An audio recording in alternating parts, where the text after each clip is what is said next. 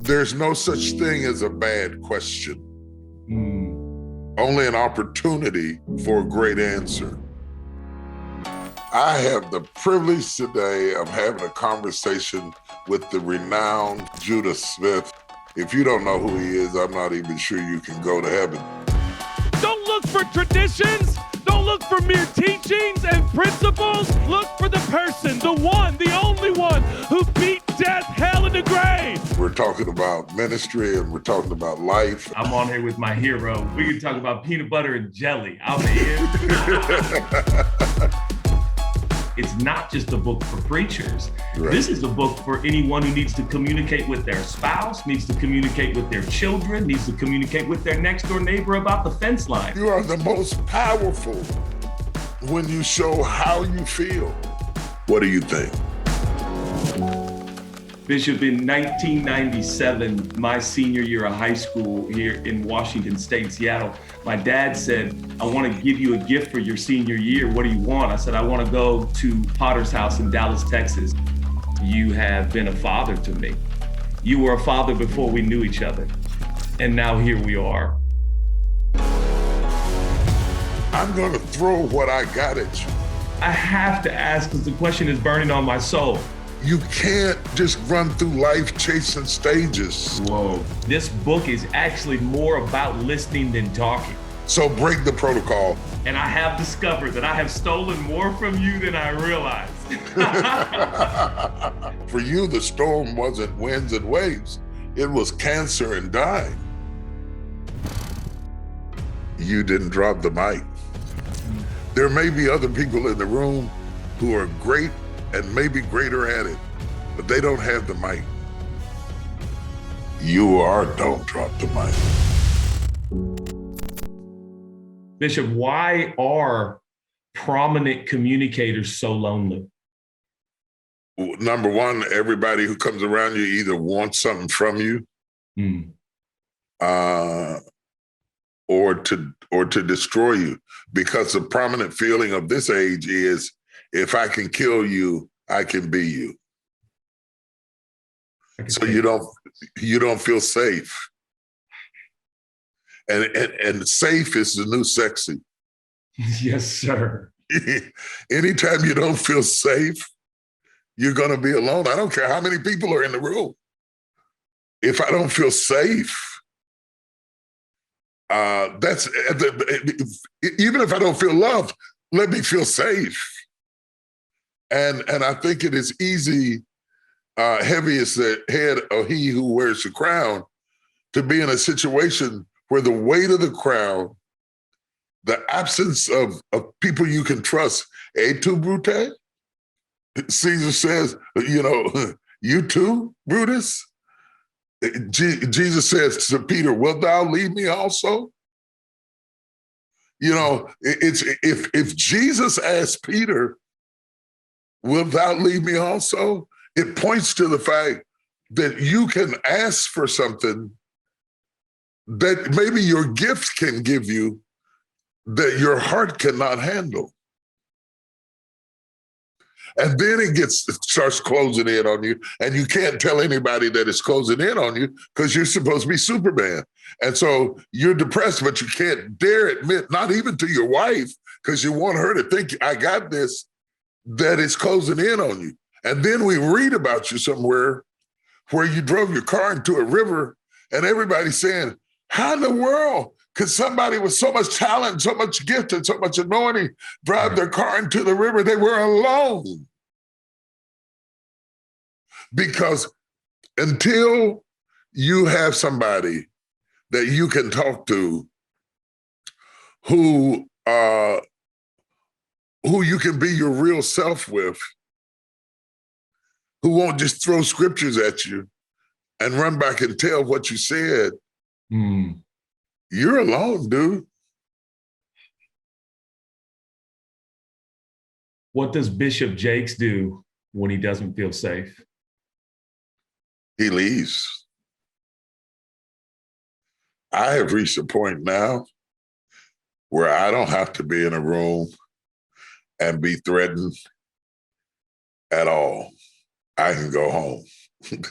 I can go home. And I told all my children, you can go home when you can't go anywhere else. And I don't care what you smell like, and I don't care what you look like, and I don't care how mad I am at you. And I may want to choke you, but I'm going to open the door for you. Yes. And I'm going to feed you. And your bed is still made upstairs. Wow. As long as I live, that's my gift to you. One day, somebody else will own this house. And somebody else's kid will be in that bed. But as long as you have me and your mother, you have a soft place to fall. I don't care what you did. That's the wonderful thing about good parents. Everybody doesn't have good parents, but to those that do, that kind of love you will never see again, because almost every other relationship is performance-based. But I wiped your butt. Yeah, I wiped your butt. I stayed up all night and rocked you, and you threw up all over me. And we started again. I've seen the very worst of you. And I loved you while you were gagging and choking and ruining my best suit. That's love. Is that why it's so important for us to understand that God tells us when we come to him to pray, we got to think of the fact that he is a father who is in heaven? He's our Yeah. Why can't we get that?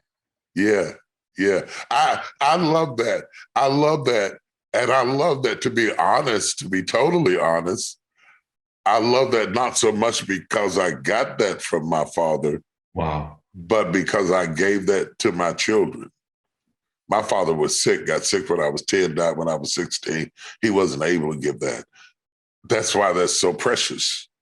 When you get down on your knees and say, our Father, depending on what relationship you had with your father, it affects what visions you conjure up when you say, our Father. So, and if you didn't have a good relationship with your natural father, developing surrogate fathers that become father figures in your life. Again, it's relationship. Most of the time in the church, people approach spiritual fathers based on the size of their platform,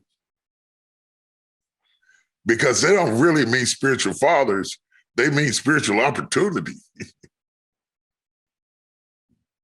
So sometimes you can have the opportunity. Give me a soft place to fall. Give me a place to go and be mad and angry and fuss about my wife and kick the dog and slap the cat and talk some sense into my head. Give me somebody who can tell me you're stupid. You're acting crazy. And now let's go get something to eat. Let's go watch a movie. That kind of relationship. Yeah. That's utterly priceless. I can't tell you how many people from different spheres of life have picked up the phone and reached out to me that aren't even in the church's orbit. Because people need people. And so don't drop the mic is about conversations. Our country is losing the ability to converse. You're Democrat, I'm Republican. You're the devil. You got demons coming out of your nose. You eat worms. I heard you eat worms, and you eat worms and you feed them to little children, and you should die. Are you crazy? Hold up a minute. Just because we don't agree about taxes, or we don't agree about how government money should be spent, or we don't agree about something else, doesn't mean we couldn't be friends. It doesn't mean that you're not human. It doesn't mean that God didn't make you. And if he made you, he loves you. And so I don't agree with my natural siblings, but let one of them get sick and this interview is over. Yes, sir. You understand what I'm saying? My kids can't agree about where to go eat. Right. But they're my children, and I've taught them to love each other. We are the children of God. And the family's not talking. And the country's in trouble. And I, in my own way, tried to tackle that and don't drop the mic. What's wrong with Congress is that we won't talk. Winning becomes more important than right. It's like it's a football game. Everything's me against you. And then when you add to the fact, and I talk about this in the book, that our phones are designed to send us the information that reinforces our ideas. So the cookies are running the country. They're telling you what to think. And then when you add to the fact that our 24-hour news cycles means it's Baskin Robbins, you can have the news of your choice. And by the time you get the news of your choice and the text of your choice, they're gradually taking away. The final frontier of freedom is my mind. And to control what I think, my goodness. To control what I think is the death of freedom. You cannot tell me I have liberty when you control what I think. You take all of these rioters that we've seen, not everybody who got out in the street planned to riot or planned to scale the walls of the White House. But the mob mentality that's taking over the country is to the detriment of the independence of thought. And then you wake up and you think, how in the heck did I get here? I didn't mean to get here. That's mind control, baby. Yes, sir. That's mind control. And we have got to stop making instruments that start controlling us, all so that a handful of people can get rich. Because the people who are making the money off of the 24-hour news cycle, they're not us. They go to lunch together. We go out and kill each other. We go out and bomb a building. We go out and bomb a building looking for babies in basements of dry cleaners. And the people who sent us, they're not in the court when you go to trial. We are losing our minds, our independence of thought. And it's not our fault, it's that it's what we eat. If you drank the Kool-Aid with Jim Jones and you died, it's not your fault. It's the Kool-Aid. We have to stop making this toxic Kool-Aid. And the church has started drinking too. And what we have to do is go back to the gospel, to loving people, to stop making assumptions about people and ask questions, to come to them as a fool and say, what is it like to be you? I have never been a white man a day in my life. I have no idea what it is like to be born in white skin. I have imagination. I have no reality. You've never been black a minute in your life. So don't come to me and tell me how I should feel. Ask me, what is it? What does that look like to you? Like you ask a woman, what does that look like to you? You don't know jack about being a woman. So, the things that offend my wife, I have to, why are you mad? What's wrong? You have to come asking questions, not tell you, you're just silly. You don't have no confidence in yourself. That's the way men beat women down. Instead of coming with questions, we need to have conversations, because in order to live with you every day, I need to understand you. So don't drop the mic. I'm always trying to get people it's more about listening than it is about talking, because I'm listening at the text, I'm listening at the crowd, I'm listening at you, And the truth of the matter is, if I lose my ability to hear, then gradually I would lose my ability to enunciate words. And there's nothing wrong with my tongue. There's something wrong with my ear. We're losing our hearing. So Bishop Jakes finally puts pen to paper about communication. And if I'm hearing you correctly, you are saying this book is actually more about listening than talking. Yes. Yes. Whether it's a preacher listening at the, you know who tells me what it's like to be blind Bartimaeus? It's the text. I am listening at the text. I am feeling the dry Palestinian air blow across my skin where there is no air conditioning and no ventilation. I am seeing the sweat and the stench of sitting out there all day. I am uncomfortable sitting on this ground. I'm listening at the text. I heard Jesus was passing by. I'm listening at his heart race with excitement because he must have believed that there was something about Jesus that could cure him. And this is as close as I'll ever get to him. I'm listening at the text. And he cried out, "Jesus, thou son of David, have mercy on me." And they tried to shut him down. And he cried out the more, "Jesus, thou son." I'm listening at the prodigal son, practicing what he's going to say to his father when he gets back home. I am no more worthy to be called thy son. Make me one of thy hired servants. He practiced it. And I'm being a son. I know what it's like to have to go talk to your father after you made a fool of yourself. And I'm listening at the text. So when I preach the text, the reason I can articulate the text is because I am listening at the text. I'm sitting in a courtroom. I'm listening at the litigators argue their cases, and it is listening at their argument that prepares my defense. My defense is built around their argument, and if I can't listen, I can't talk right. I'm listening. I'm listening at rich men on golf courses talking about what it's like to be them, and I'm learning from them. I'm getting stock tips while I'm driving them from one place to the next place, and they're getting ready to do something, and all of a sudden I put my little $20 in it. Listening affects talking. What is the primary thing that makes anyone a good listener? Details. If the congregation or the audience is a blank sheet of paper, don't expect them to see a sky you didn't describe.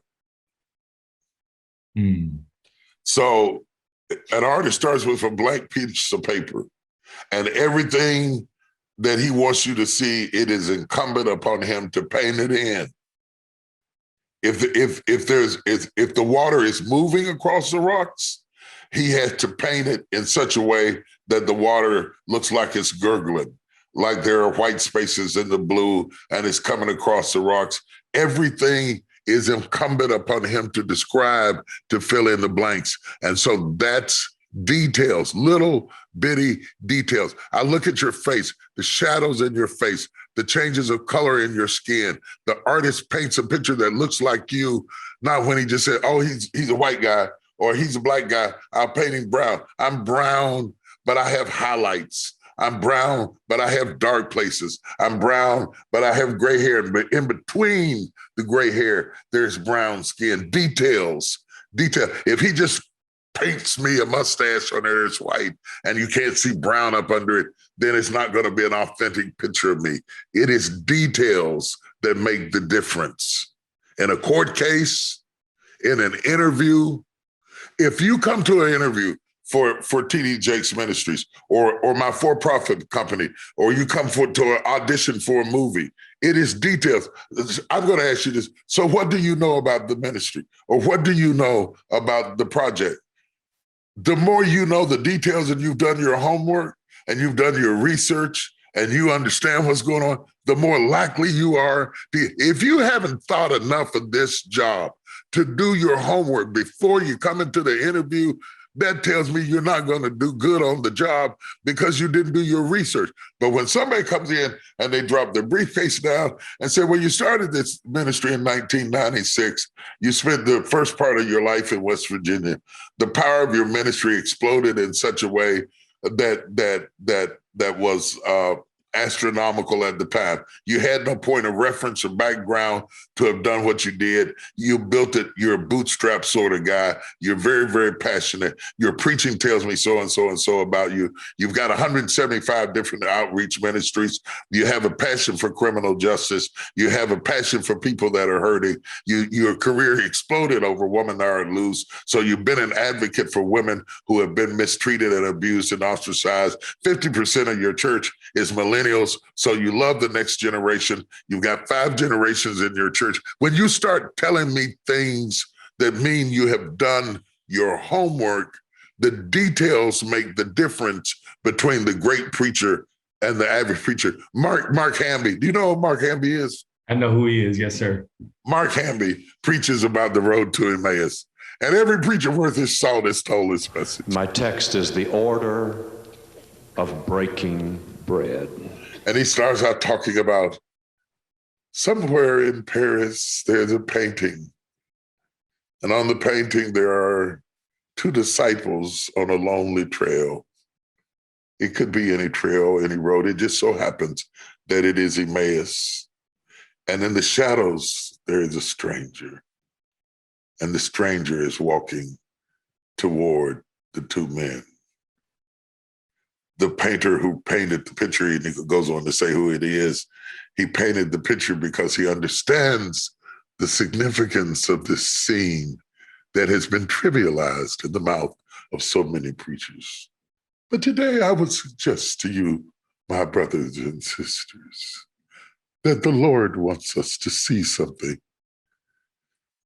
between the stranger and the 2 nameless disciples on the road to Emmaus. Something happened on that 7-mile stretch of road. He knows how long it is. He knows how far it is. Something happened that is so amazing that if we're not careful, we will miss it. And as they gathered and they came together, they embraced the stranger and began to update him on what was going on that day, never knowing that the stranger was the very one they were talking about. Why did they not recognize the nail prints in his hands? Why did they not recognize the sound of his voice? Why did they not? And when he gets through, oh, no. There have been many imitators, but there has been nobody who could preach that text that I ever heard like he could preach that text, okay? But what makes the message great is the details. And he made as if he would go on because God is an actor. It doesn't say that he was going on. He just made as if he would go on. When God starts acting, it's a test. God acts in such a way to test how bad do we want it. And they ushered him in to come into the house. He was coming anyway. He was only acting. God is an actor. So when he tells us about the Holy Spirit, it is like as a mighty rushing wind. It is like as, and he starts going through all of this stuff, No. He slaughters the text. He debones the text. He fillets the text. He utterly annihilates the text. When Jesus approached them, their countenance was sad. Their conversation was filled with human reason. As they talked, they were trying to weigh it out. How can you tether with hemp hands that heal? How can you put thorns on a mind that can think the thoughts of God? And he said, as they sat around doing common things, they saw him in the order of the breaking of bread. What was it about the bread that was greater than the experience, the journey, the conversation, the bruised face, the pierced sides? None of that, it revealed him. But as he took the bread and he blessed it and he broke it and he gave it to them, there was something that triggered in their minds. We've seen this before. He took it, he blessed it, he broke it, he gave it to them. That's preaching. That's master orating, but it is details. I have 17 questions now, and I blame you. I don't know when this interview is going to stop, but you're going to have to tell me to stop because I have to ask this. How do you develop as a detailed listener? You practice. You walk around the house murmuring to yourself. I went to a church that I only preached twice in 7 years.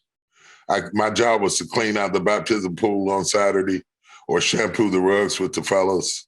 God gave me obscurity to practice, not to complain, not to feel looked over, not to feel sorry for myself. He's giving you a chance to practice so that when the light hits you, you are ready.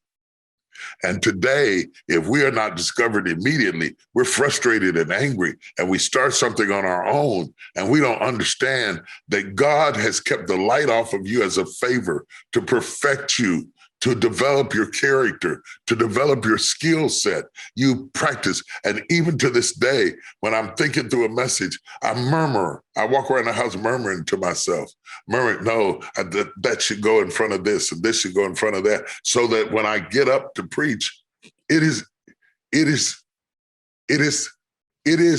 the profundity of the question that causes the answer to be dynamic. If you don't describe the question, then the answer is not powerful. I'm giving away my whole book. I got to get off this interview. You're gonna make me give away the book in an interview.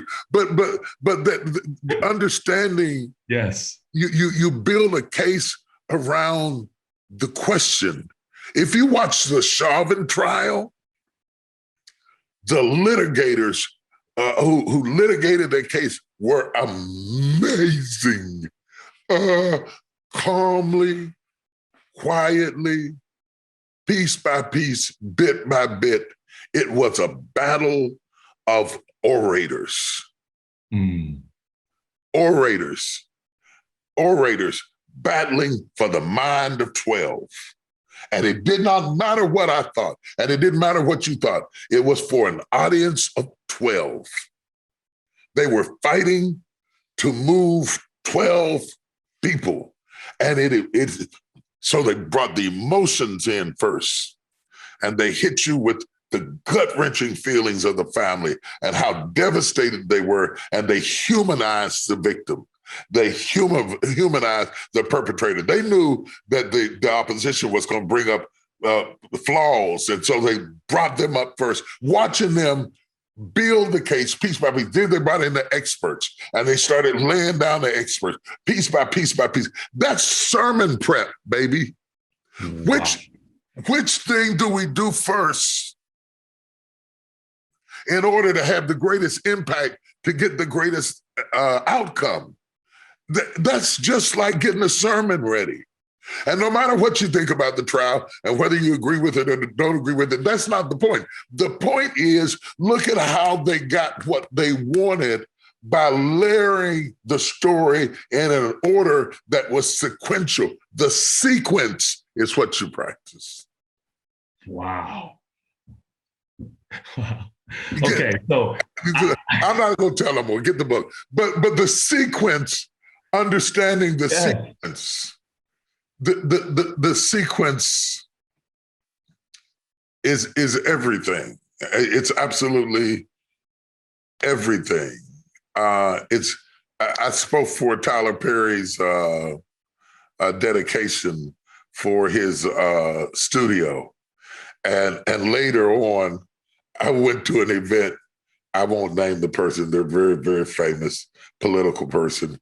and they were a guest speaker at this house dinner for this very elite crowd. And when they saw me, they said they looked like they'd seen a ghost. And they said, your name wasn't on the guest list. I said, I was a last minute add-on and I just happened to be in town.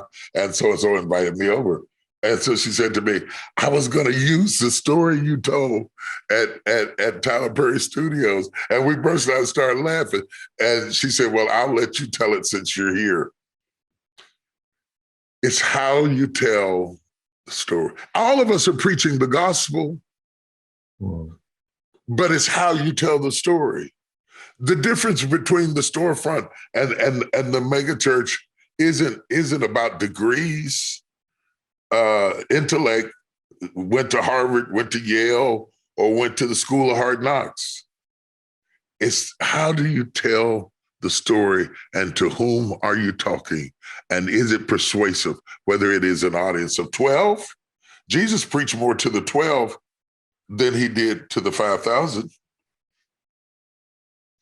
One other little thing I'm gonna drop on you. We have almost no sermons of Jesus in the four Gospels. If you take out the Beatitudes, we have more of his prayers than we do of his sermons. Whatever Jesus was preaching to the 5,000 was so good that they were willing to faint rather than to miss the message. But neither Matthew, Mark, Luke, or John tell us what the message was. They just tell us what happened as a result of the message. And my soul cries out, what did he preach? And the writer thought it only worth writing to tell us, what did he do? And so when you start looking at impact, the impact of what he said, he gives us the impact, but he teases us with the content. And so nobody has a book of manuscripts of Jesus preaching. We have a book full of Jesus doing, okay? But Jesus preaching became the gateway for what Jesus was doing. So preaching is not the destination, it's the transportation to the doing. It's not just about being good at saying something and going out the back door and going home. The preaching is the gateway to doing, and the word was made flesh. So then the message is communicated only when there is mobilization. Is that what you're saying? Only when there's mobilization, on greater scale, only when there's transformation. Only when fellowship is involved. I would have loved to sit around the table and listen to Jesus talk, because every preacher is better around the table than they are on the stage. And just to be, I just preached Sunday about Jesus' supper being ended. Jesus laid aside his garments. He washed the disciples' feet. And the one text that talks about one of you is a devil, and then they, once they resolve that, they begin to wrestle with who are you going to leave in power? And Jesus challenges them to humility, to humble themselves. They just say, it's amazing to me. I just got through washing your feet, and you're still crazed with power. It's such a picture of where we are today. We want the power, we want the stage, we want the platform. We don't want to do the work. Do the work. Greatness is expensive. Do the work. And he says, the greatest amongst you is the one who serves. So if your message doesn't serve a higher purpose than yourself, then you're never going to be successful. It has to be where you're trying to move something in me, move something in the world. I didn't write this book to sell books. I don't have time to do interviews and sell books. I'm trying to say something to the world. Black people need to talk to white people. White people need to talk to black people. Stop telling me what it's like to be me and listen. And I'll stop telling you what it's like to be you and listen. And we need to talk to people that we don't agree with. We need to go back to sitting. When we were talking across the fence to our neighbors and with our clothes hanging on the clothes hangers, we were neighbors. Now we're throwing tweets behind nameless memes and blacked out faces, and we're becoming enemies. But when you had to own your comments, you monitored your words like you tell your children to do. And we did better than we are now hurling insults in anonymity. And I'm trying to get us to communicate again, to talk again, to not allow our differences to make us hate each other. I'm not trying to change your view, but I'm saying to hate me because I think differently is not a good reason to hate me. Not to the point of shooting me and bombing me and burning up my house or shooting me on the sidewalk or acting like I don't matter or destroying me or gang violence or any other. Somebody interviewed me the other day and said, they thought they had me and they asked me something about gang violence as opposed to police brutality. I said, there's no difference between the salty tears that fall down the face of a mother whose son died to a gang shooting and the salty tears of a mother whose son was tried on the sidewalk by a police officer who overreacted in the moment.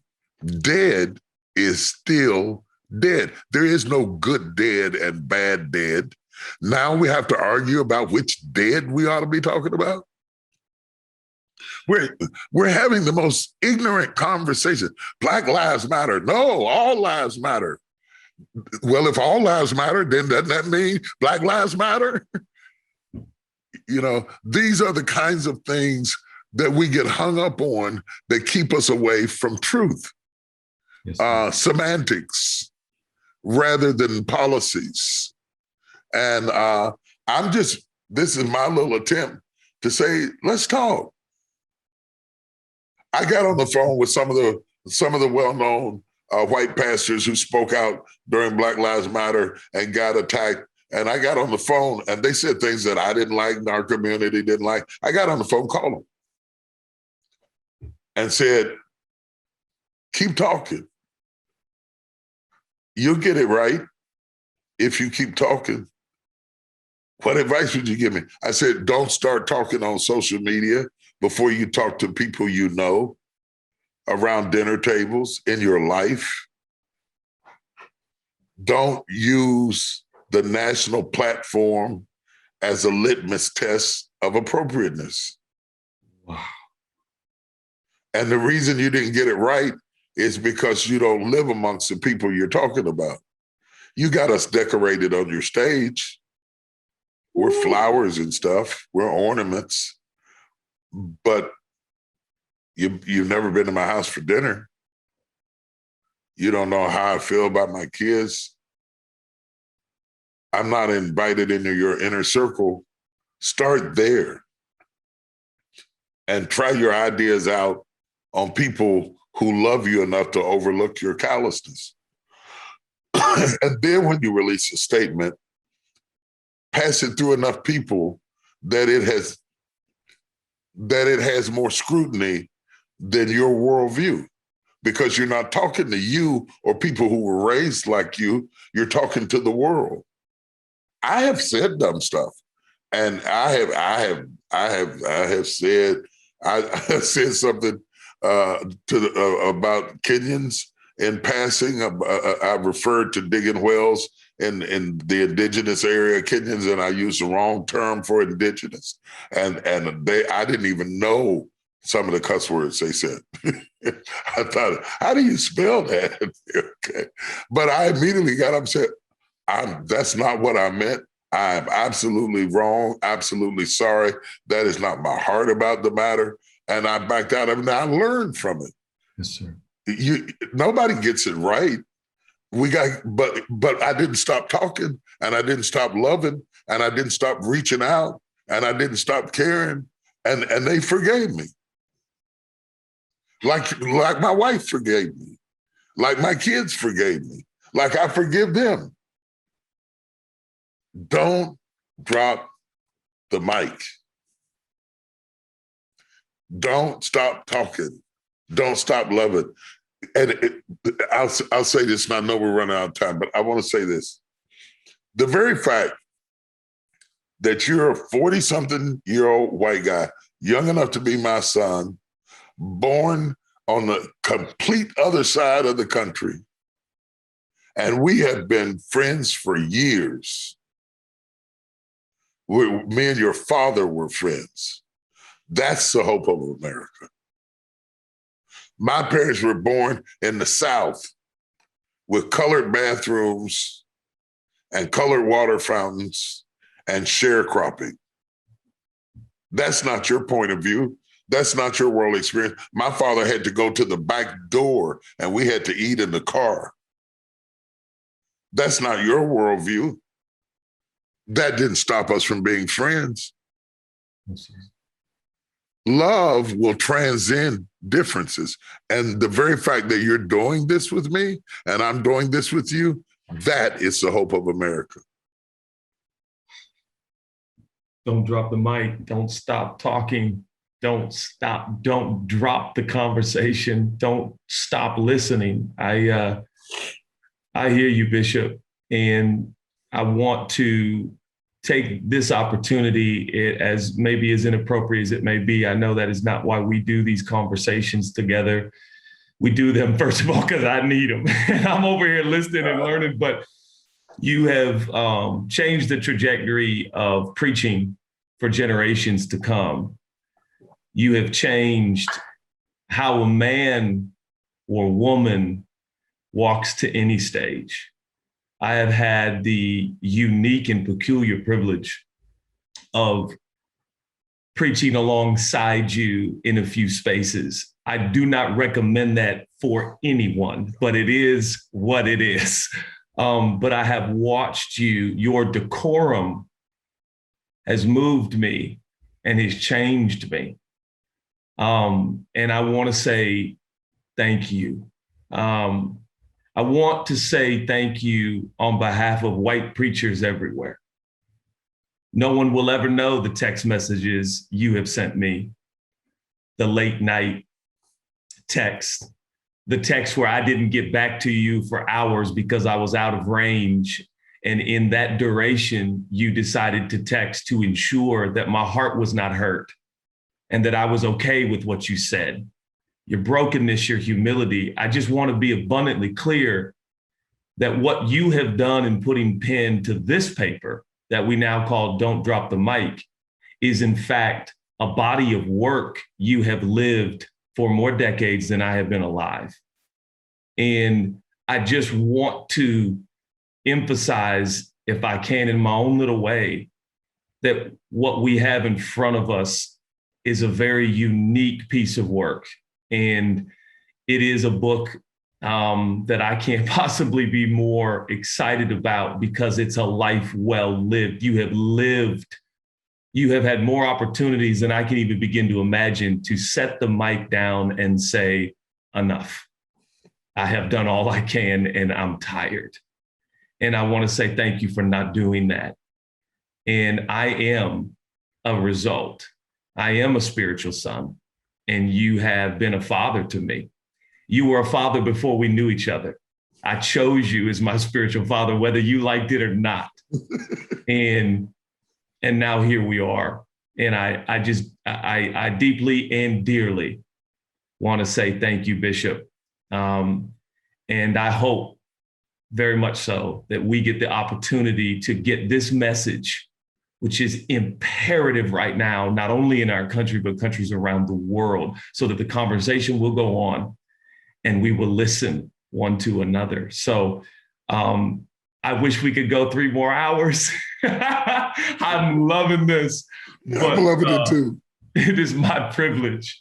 I love you so much. I love you. I love you too. On behalf of Wendell, your father, And his deep well of wisdom and love and greatness and walk with Christ and all that he represents to the world and to you, on behalf of fathers everywhere, you didn't drop the mic. When cancer made him lose his grip, you could have become an alcoholic. You could have gone out and got on drugs. But you snatched that mic and kept his legacy alive. And on behalf of all of us that are growing old, thank you so much. Because we gave our lives to doing what we did. And if you hadn't have caught that mic, it would have crashed. You are don't drop the mic. And I know it's heavy. God knows it's tiresome. But it's so worth it. I love you, man. I love you, Bishop. Thank you for saying that. It means the world. It means the world.